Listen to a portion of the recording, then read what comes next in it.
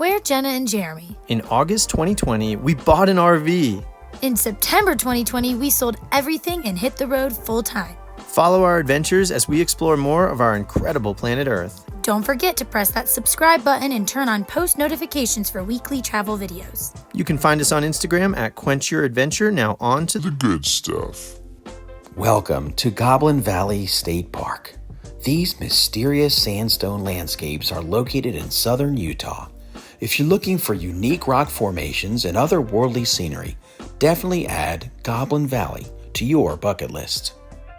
Price overview.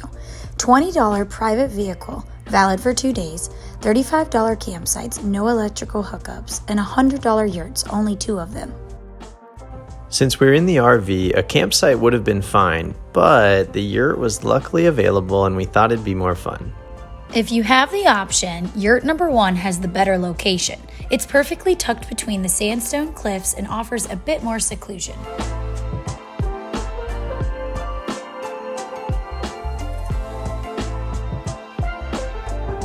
I know getting up for sunrise isn't for everyone, but the way the early morning sun lights up the rocks was totally worth the early rise. Welcome to our yurt. As you can see when you walk in, pretty basic and simple. You've got a bunk bed with a top twin and a bottom full, table and chairs and a couch.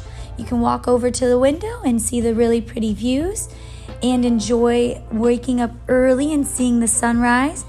And if you look above you, you got a ceiling fan. That's about it.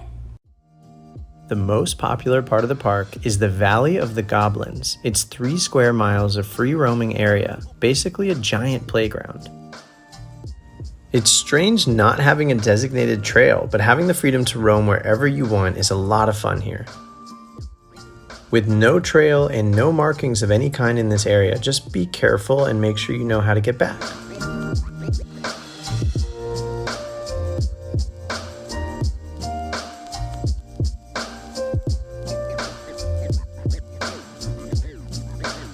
We also hiked about 3 miles round trip to Goblin's Lair. The Lair is a beautiful 100-foot tall slot canyon.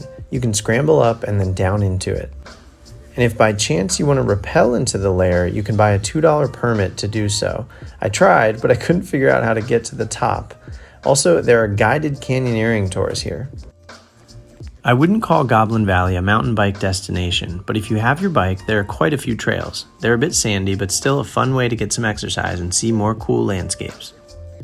Thanks for watching, everybody. Please don't forget to like the video, leave a comment, and make sure you've hit that subscribe button and turned on post notifications for more weekly travel videos. See ya!